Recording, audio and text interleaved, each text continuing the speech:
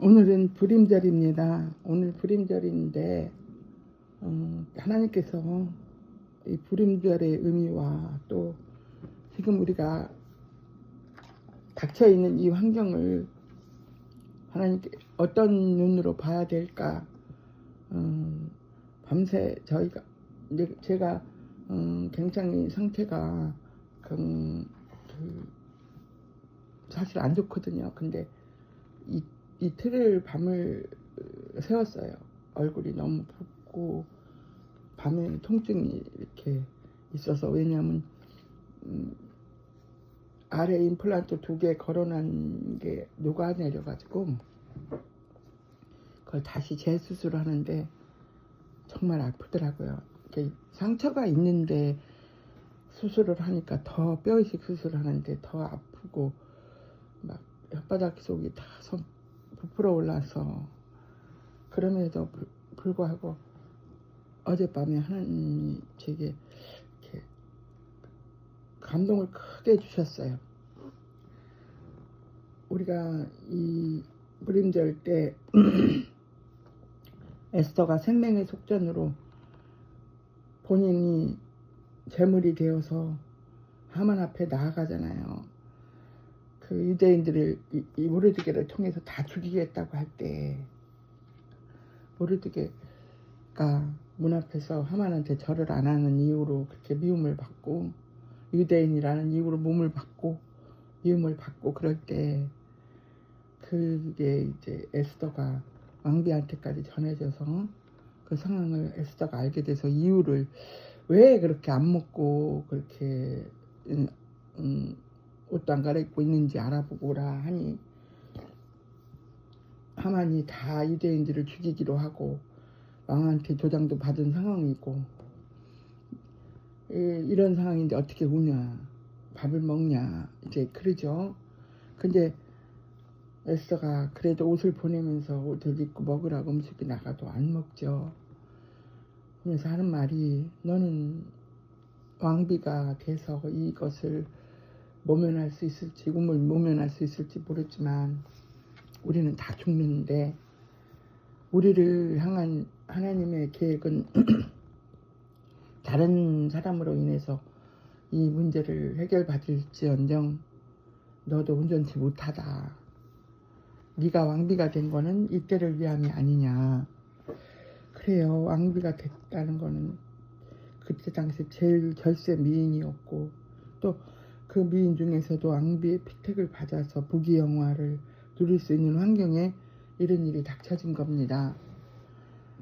그런데 우리가 에스더 입장에서는 이거를 취할 수도 있고 버릴 수도 있는 입장이잖아요. 근데 그 민족의 혈통에 그 물에 들어갑니다. 그래서 이거를 3일 금식을 하고 모두에게 금식을 선포하고 같이 금식을 하고 왕 앞에 나아갔을 때 금유를 내밀며 그 은혜 때보다 아름다워 보여서 나라의 반이라도 주겠다고 그러한 역사가 일어나서 그 반대로 조서를 반대로 만들어서 유대인이 하만이 다 쳐 죽이고 그 가족을 죽이고, 하만이 모르드게를 매달으려고 하는 장대 끝에 하만이 매달리고, 그런 반전이 일어나는 일들로 많은 사람이 죽었지 않습니까? 제가 오늘 왜 이런 얘기를 하냐면, 제가 어제 저 개인적인 얘기지만 꿈을 꿨는데 이것이 어떤 감동과 연결이 됐어요. 아들 문제로 기도를 하고 또 사랑하는 그 지체들, 우리 같이 이렇게 기도 모임 하시는 분들이랑 아픈 분들, 묶인 자들을 위해서 기도를 하는데 하나님께서 저에게 계속 귀한 일을 주시겠다고 했어요. 그래서 귀한 일이 무엇입니까? 그랬는데 이번에 또 이렇게 아들이 반듯해요. 성격이 교과서적이고, 그런데 좀 운동을 하느라 약간 산만하고 그런 건 있지만, 그거를 사람들한테 많이, 여러 사람들한테 지적을 받고 예배에 집중하지 못한다 뭐 이런 얘기 들었을 때 제가 그전에는 굉장히 상처를 받았는데 얘 무대는 어마무시한 넓은 운동장에서 뛰던 애인데 좁은 공간에 놔두니까 이 아이가 어리니까 말씀에 집중이 떨어지죠. 근데 어른들이랑 목회자들은 예배 잘 드리고 말씀 잘 듣는 애들을 이뻐하잖아요. 근데 저는 그때는 그게 제가 아직 그 말씀을 많이 안다 해도 성장하지 못한 율법주의 엄마였어요. 그래서 굉장히 상처가 되고 그런 외향적인 걸로 인해서 굉장히 많이 마음이 상해서 아이들한테 누가 무슨 말을 하면 막 부풀려서 혼을 내고 막 그랬던 시절이 있었습니다. 여러분도 그러죠. 근데 지금은 제가 오늘 왜 이 얘기를 하려고 하냐면 우리 딸도 사위도 아들도 며느리도 애들이 이렇게 여러 사람 앞에서 뭐 이렇게 떠든다든지 막 예배 시간에 산만하면 이렇게 그러면 막 가서 지적을 하고 막 필요 이상으로 이만큼만 하면 되는데 부풀려서 다른 사람한테 피해를 주면 안 된다고 하면서 막 그렇게 하거든요. 근데 아이는 아이다워야 되잖아요. 그 아이의 한계를 너무 억눌려도 안 되고 그걸 야단칠 때도 막 얘를 막 몸을 흔들어 가면서 혼내고 그러면 안 돼요. 우리 엄마들은 그런 실수를 많이 했어요. 우리 60, 70 세대에서 엄마들은 애들을 많이 때리고 그랬어요. 근데 그럴 때는 그게 먹혔어요. 다 그랬기 때문에. 근데 지금 그렇게 하면 안 돼요. 그래서 그 부분에 있어서 제가 많은 회개를 하고 오늘 이 영상을 찍는 겁니다. 하나님이 어찌 저에게 제가 꿈에 예배를 이렇게 인도하고 있더라고요. 여러 사람이 막 한 20명 가까이 와서 이렇게 만찬상에서 예배를 준비하고 있는데 그곳에 우리 올케하고 조카가 왔는데 하는 말이 내가 우리 아무 아들 때문에 힘들어 그랬더니 조카가 하는 말이 고모 사실은 오빠가 더 잘못한 거예요 그러더라고. 그래서 내가 예배 시간이니까 화를 못 내고 얘가 얼마나 반듯하는데 얘가 잘못했다고 그래 그랬더니 오빠는 조금도 실수하는 걸 못 봐요. 제가 오빠를 알잖아요. 숨 막혀요. 유하게 우리한테도 혼내고 사람들한테 할 때도 상대가 아픈 입장에서 모르면 모르는 입장에서 이렇게 다가와야 되는데 왜 이래? 이렇게 하면 안 되잖아. 막 그렇게 했다는 거예요. 근데 그거 저의 모습이기도 했거든요. 그래서 그러면 그 아이는 그걸 고쳐야겠다는 생각보다 반감을 가지니까 나의 따뜻한 아빠를 찾아다니고 따뜻한 신랑을 찾아다닌다는 거예요. 뭐 얘가 그런 말을 하니까 제가 얼마나 놀랬겠어요. 아무리 꿈이지만 진짜 꿈인데 진짜 같았어요. 제가 예배 인도를 못하고 막 얼굴을 표정 관리를 못했어요. 계속 그런데 계속 제가 잠을 못 자서 시편을 틀어놓고 잤거든요. 근데 일어나서 보면 또 자고 일어나서 누우면 또 자고 계속 잠이 그렇게 막 12시간을 잠을 계속 자는 거예요. 그래서 내가 잠을 이렇게 못 자는데 원 없이 잠을 자는구나 하면서도 계속 꿈은 이어지는 거예요. 내가 계속 예배 인도를 하고 있는데 이 부분의 얘기를 하더라고요. 그래서 제가 어제도 계속 시편 로마서 통독을 하는데 계속 기이한 일. 그리고 하나님이 그 꿈속에 뭐라고 말씀하셨냐면 이건 지극히 제 개인적인 겁니다. 이거는 말씀이 아니에요. 여러분들이 제 형편과 제 사정을 잘 아는 분들은 좀 알아서 소화시키기를 가려서 듣고 버릴 건 버리십시오. 꿈에 제가 아들이 저한테 막 발을 툭툭 차면서 조금만 실수해도 막 혼내고 막 그랬던 것이 기억이 나서 그게 저한테 그전에 굉장히 눌림이었거든요. 왜냐하면 청각장애인이라 자꾸 말을 엉뚱한 소리를 하니까 아들이 그랬죠. 그리고 그때 당시는 자꾸 애들한테 글씨를 써달라고 하니까 내가 항상 몸이 긴장 상태였어요. 항상 실수할까봐. 근데 실수를 하죠. 그 애들이 그거를 그 자리에서 빨리빨리 써주고 그러면 되는데 써주지도 않고, 그럴 땐 그거를 가슴에 품고 있다가 저녁에 오면 막 폭발을 하는 거예요. 내가 얼마나 힘든지 알아? 내가 이네들이 이런 걸 겪어봤어? 막 이렇게. 그랬는데도 애들한테 너도 개 먹어라 그 말을 못하겠더라고. 그것까지 누르느라고 얼마나 힘들었는지 몰라요.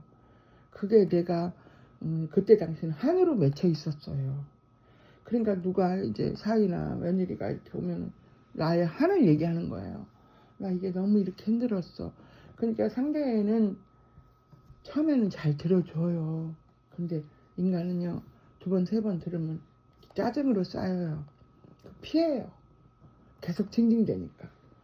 그거를 호흡이 있는 사람한테 의지하지 말고 하나님께로 나아가야 되는데, 그 기도의 내공이 제가 쌓이지 못했어요. 그랬는데 이제 이런 일 저런 일이 자꾸 일어나면서 하나님이, 문제는 엄청나게 크게 자꾸 드러나는데 이것이 아들을 출애굽시키기 위한 애굽의 10가지 재앙이라는 마음을 주시는 거예요. 그러니까 지금 몇 가지 재앙이 일어났는지 저는 잘 몰라요. 하나님만 알지. 재앙이 자꾸 엄마 미칠 것 같아 이러면은 그 재앙이잖아요. 그리고 또 잠잠했다 또 엄마 나 미칠 것 같아 그럼 또 재앙이잖아. 어머나 세상에, 이것이 하나님의 귀한 일이래. 이걸 통해서 하나님이 아들을 빚고 만들어가고 계신다는 거예요. 그래서 내가 막 어제는 시편을 낭독하다가 막 목이 메어서 막 성경이 말씀이 막, 그전에는 우리가 여러 가지 시험을 만나면 기뻐하라, 그 말을 문자적으로 하나님 그랬어요. 근데 지금은 여러 가지 시험이잖아요. 너무나 아픈 거예요. 이 상황을 통해서 하나님, 아들이 더 단단해지고, 진짜 아굴람굴에서 다윗이 그렇게 이유도 없이 기름 부음 받고 고통을 받을 때 이 시편을 150편을 지어서 올리면서 애통한 그 마음이 그대로 부어지는 거예요. 그래서 하나님 앞에, 그래서 하나님, 아들은 지금 이 상황을 모릅니다. 며느리도 모릅니다. 다들 서로 억울하기만 합니다. 아버지의 마음을 부어주십시오. 상황 보지 않게 하십시오. 이 상황을 제공한 건 압니다. 그리고 또 이 상황을 제공한 건 아들입니다. 약한 자를, 우리가 원수를 사랑하는 방법을 모릅니다. 원수 사랑을 하나님께 올리라고 그랬는데 우리가 이걸 갖고 계속 대적하고 원망하고 핍박하고 불평하고 짜증내고 막 우리가 이러고 있습니다. 하나님, 아버지의 마음을 부어주십시오. 아버지의 거룩한 마음을 부어주시고, 아버지는 계속 귀한 일을 하십시오. 아버지만 나의 주인이십니다 하면서 계속 기도하고, 계속 잠꼬대하면서 기도하고, 또 일어나서 기도하고. 그러면 그러는 가운데 내 마음에 그렇게 감사가 올라올 수가 없었어요. 그래서 기도 제목이 바뀌었습니다. 그래서 뭐라고 기도를 하기를 원하냐면, 우리 아이들이, 비전스쿨 애들이 이스라엘에 가서 15명, 그리고 그 밥 해주고 같이 이렇게 이끌시는 전도사님 이렇게 해서 20명 이상 가가지고 지금 이렇게 그제 28일 날 들어오시는 날인데 갑자기 비행기가 다 분산돼가지고 애들이 막 중구난방으로 막 애들끼리 어른끼리 막 이렇게 3군데 4군데로 나눠져서 들어온다는 거예요. 근데 우리는 무슨 비행기가 그렇게 갈 때는 같이 가는데 올 때는 그렇게 와. 그리고 비행기를 다 아직 정해진 것도 아니고 어떻게 될지 모른다고. 그래서 그날부터 밤새워서 다들 기도를 했어요. 하나님, 이게 무슨 일입니까? 독일을 경유해서 오고 막 이렇게 해서 이틀 만에 와야 되는데 어떤 애들은 막 그 다음 날 오고 막 이런 식으로 막 그렇게 했으니 어린애들이, 어른도 하나도 없이 얼마나 어른들이 걱정을 해요. 그래서 우리가 그 문제를 놓고 다들 기도를 했는데 그 아이들이 공항에 도착하자마자 전부 이스라엘이 이란을 이렇게 전쟁이 일어난 거예요. 전쟁이 일어나고 사이렌이 불고 빨갛게 떠버린 거예요. 그러니 얼마나 멘붕이었겠어요. 그래서 저는 그런 기도가 나오더라고요. 하나님, 이 일로 인해서 마음이 더 강해지고 단단해지고 감사가 일어나게 해지고 아이들이 더 성숙하게 해달라고. 아이들도 얼마나 기도를 하겠어요. 비행기 안에서나요.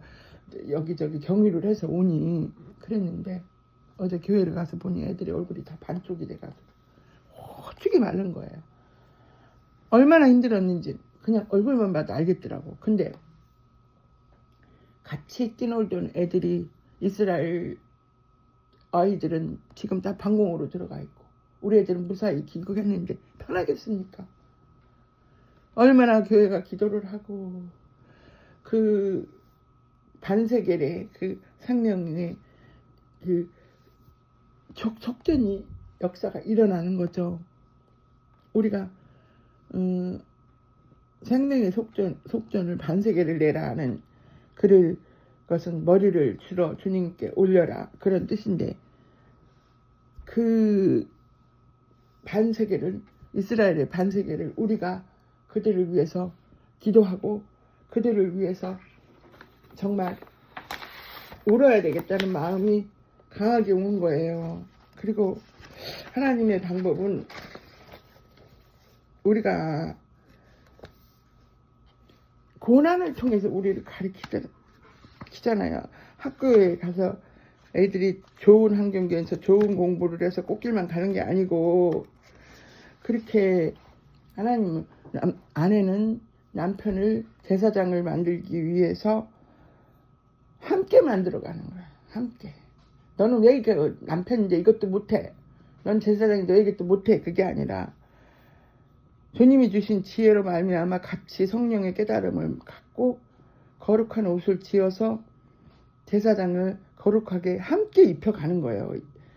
이와 같이 같은 옷을 입히는 것은 그들에게 거룩한 제사장으로서 정체성을 부어주는 거예요. 그걸 보기 좋게만 입히는 게 아니라 하나님 앞에 나아갈 수 있는 정체성과 그의 거룩함을 입혀서 아버지께 나아가게 하는 거잖아요.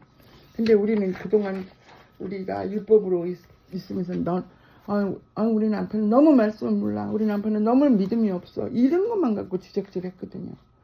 내가 아내로서의 남편을 만들어주지 못하고 함께 옷을 만들어주지 못한 거에 대한 회개를 해야 됩니다.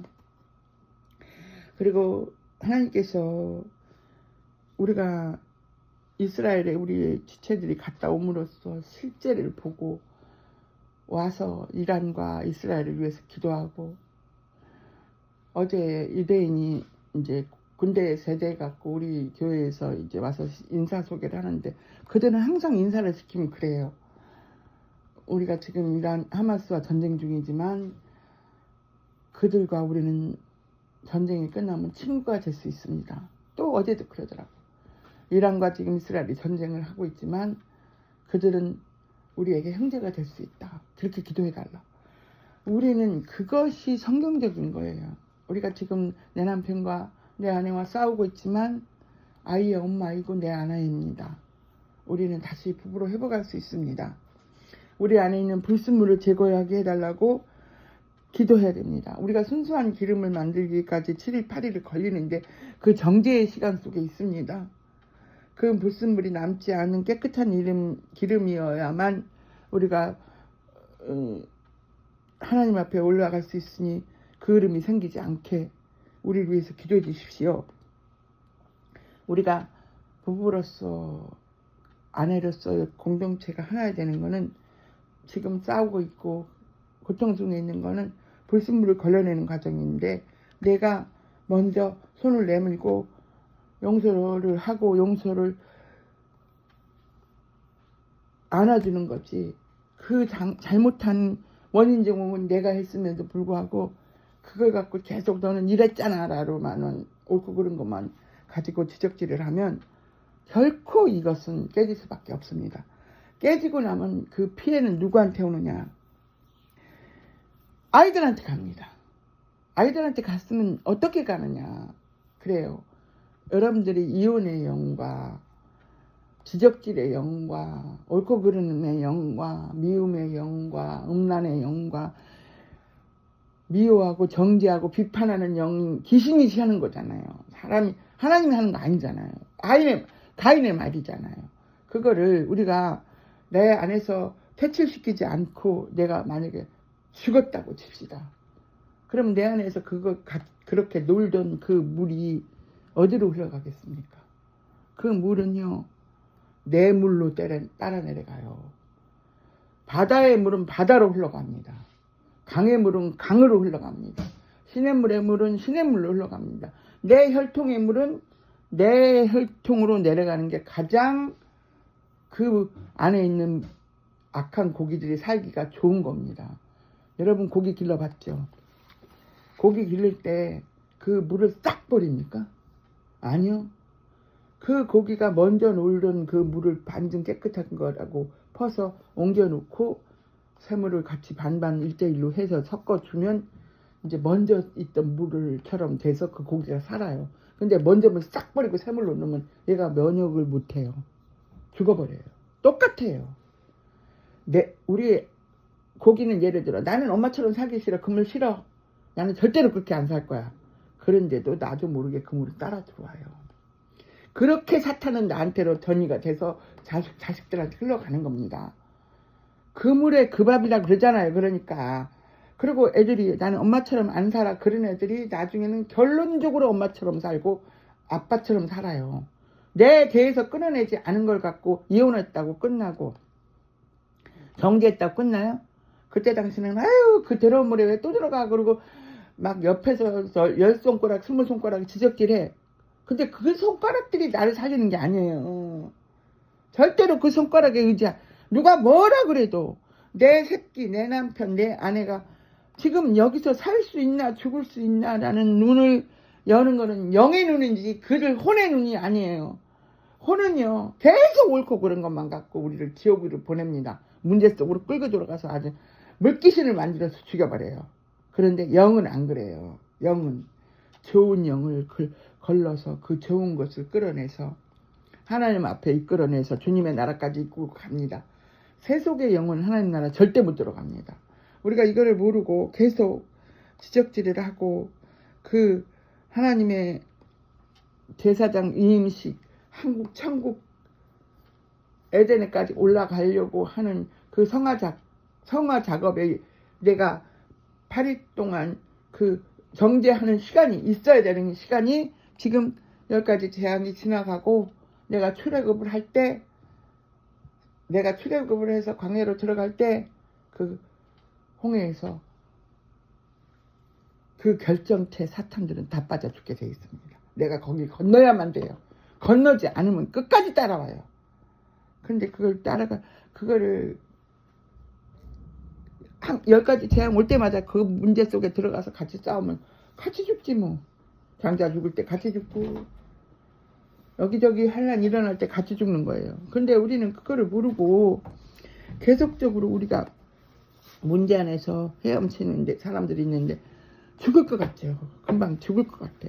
그러다 보면 그 환경을 못 이기면 암이 되고 위장병이 되고 터져서 정신병자가 되는 거예요.